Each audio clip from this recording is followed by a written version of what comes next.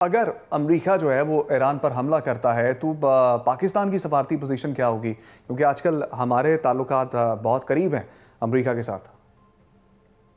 جی، یہ ہم نے دیکھیے پاکستان نے ہر وقت کہا ہے کہ جی ہماری جو بھی پالیسیز ہوں گی وہ یو این چارٹر کی پرنسپلز کے تحت ہوں گی۔ تو جہاں بھی ان پرنسپلز کی وائلیشن ہوتی ہے، جیسے ہندوستان نے ہمارے خلاف ایگریشن کی، وہ بھی وائلیشن تھی یو این چارٹر کی، تو ہم نے اس کی مخالفت کی۔ اسی طرح سے اسرائیل کے جو حملے تھے غازہ میں، اس کی ہم نے مخالفت کی کیونکہ یو این چارٹر کی وائلیشنز تھیں۔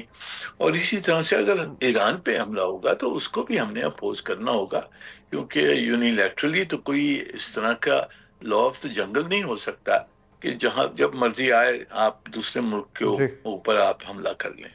ٹھیک ہے منیر صاحب، آخر میں یہ بتا دیجئے کہ ٹرمپ کی موجودہ پالیسی اور اپروچ کا خطے میں سپل اوور افیکٹ کیا ہوگا؟ کیا ہم ایک اور خانہ جنگی کی طرف بڑھنے جا رہے ہیں؟ یہ میرے خیال میں ہمارے خطے میں اب دو تین مختلف قسم کی چیزیں ہو رہی ہیں۔ جہاں تک کہ ساؤتھ ایشیا ہے، اس میں ہندوستان کا جو ڈومینیشن تھا اس پہ سوال اٹھ گئے ہیں مئی کی جنگ کے بعد میں، کیونکہ نظر آ گیا کہ ہندوستان اتنی بڑی طاقت نہیں ہے کہ وہ پورے خطے کو ڈومینیٹ کر سکے، جس طرح سے یہ بائیڈن حکومت نے ان کو نیٹ سیکیورٹی پرووائڈر بنا دیا تھا۔ تو اب جی اس جنگ کے بعد میں نظر آ گیا کہ وہ رول نہیں پلے کر سکتے ہیں۔ اور خطے میں پاکستان کے علاوہ بنگلہ دیش بھی ہندوستان سے ہٹ گیا ہے، اور دوسرے جو چھوٹے ملک ہیں وہ ان میں بھی کافی شبہ ہے ہندوستان کے بارے میں۔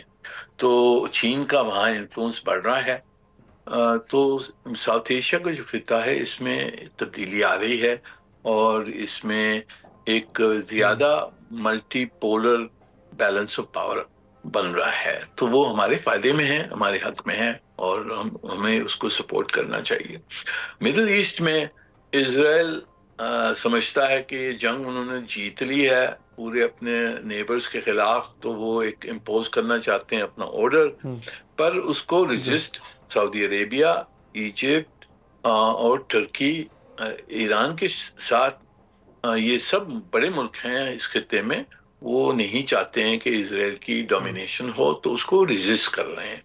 سیریا میں، لیبنان میں، عراق میں، اور اب یہ پھیل گیا ہے بات، یمن میں بھی پھیل گئی ہے، سوڈان میں پھیل گئی، تو یہ ایک کمپٹیشن چل رہا ہے اس خطے میں، جس میں پاکستان کو بھی شامل کیا گیا ہے وہ گروپ آف 8 میں، پر جی ہمارا رول اس میں ایک سپورٹو رول ہوگا۔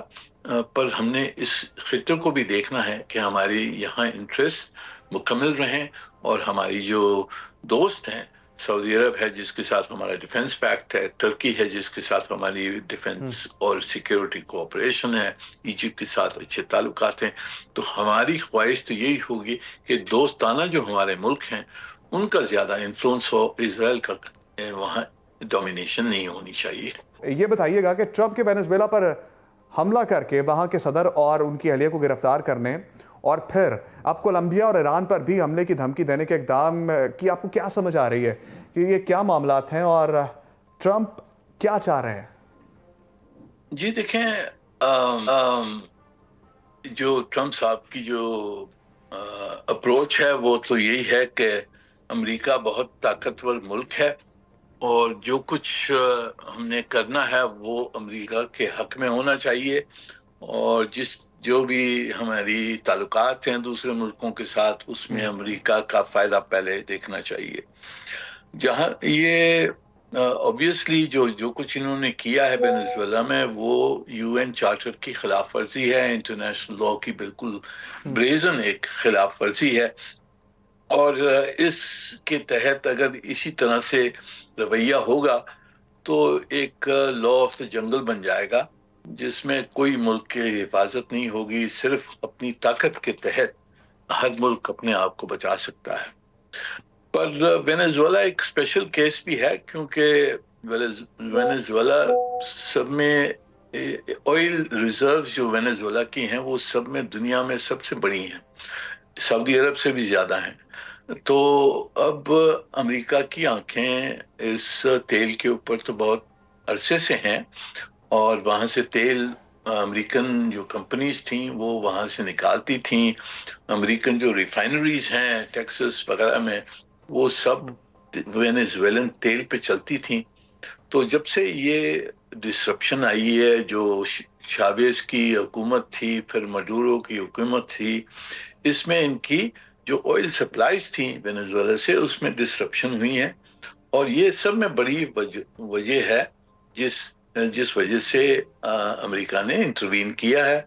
और अब वो कह रहे हैं वेनेजुएला को कि आप हमारी बात माने, हमारी जो कंपनीज हैं उनको वापस एक्सेस दें, और जो आपका तेल है वो हम एक्सट्रैक्ट करेंगे, हमारी कंपनीज वापस आएंगी, और फिर हम जी वेनेजुएला को रीबिल्ड करेंगे। जी। अच्छा मुनीब साहब, क्या ये थ्योरी दुरुस्त है कि वेनेजुएला के सदारती हमले की असल वजह मानशियात और दीगर जराइम की चार्जशीट नहीं है, बल्कि वेनेजुएला का अपना तेल डॉलर की बजाय चीनी करेंसी में बेचना है, जो कि 1974 में हेनरी किसिंजर और सऊदी अरब के दरमियान ऑयल की फरोख्त सिर्फ डॉलर में करने के मुआहदे के खिलाफ एक इकदाम है, इस वजह से ये किया गया है हमला? जी जी, ये देखो, डॉलर में खरीदारी हो, ऑब्वियसली वो तो अमेरिका चाहता है कि पूरी ऑयल ट्रेड जो है वो डॉलर में हो। पर अब कुछ जो ऑयल ट्रेडिंग हो रही है वो चीनी युआन के तहत हो रही है, कुछ यूरो में होती है, कुछ जापानीज येन में होती है। तो एक वो वजूहत हैं, बस सब में बड़ी जो ऑब्जेक्टिव है अमेरिका की वो है कंट्रोल। जो वेनेजुएला का तेल है उसके ऊपर वो चाहते हैं कि अमेरिका का कंट्रोल हो, जो अमेरिकन कंपनीज हैं वो वापस वहां जाकर वापस वो अपना वहां से ऑयल को एक्सट्रैक्ट करें, और जो रिफाइनरीज हैं अमेरिका में जो वेनेजुएलन तेल पे चलती थी वो वापस वो रिफाइनरीज जारी हो जाएं। तो ये बिल्कुल एक स्पेसिफिक ऑब्जेक्टिव भी था अमेरिका का। जी। अच्छा मुनीर साहब, अब आपको क्या लगता है, जिस अंदाज में डोनाल्ड ट्रंप ने ईरान पर हमले की भी धमकी दी है, तो क्या आपको लगता है कि इस्राइल और अमेरिका मिलकर आने वाले दिनों में ईरान पर भी हमला कर सकते हैं? जी, ईरान पे तो हमला पहले भी किया है, और अब धमकी दी है ईरान को कि अगर वापस आपने अपने मिसाइल प्रोग्राम और न्यूक्लियर प्रोग्राम वापस आपने जारी किया तो हम वापस शायद आप पे हमला करें। इजराइल ने तो बहुत खुली तरह से थ्रेट्स दी हैं। अमेरिका ने थोड़ी गोलमोल सी बात की है, पर ये ऑब्वियसली ईरान को खौफ होना चाहिए कि अगर उन्होंने अब मिसाइल प्रोग्राम शुरू किया, न्यूक्लियर जो प्रोग्राम है उस पर कॉम्प्रोमाइज नहीं की, तो उनके ऊपर हमला होने की बिल्कुल बहुत है। जी जी, ठीक है।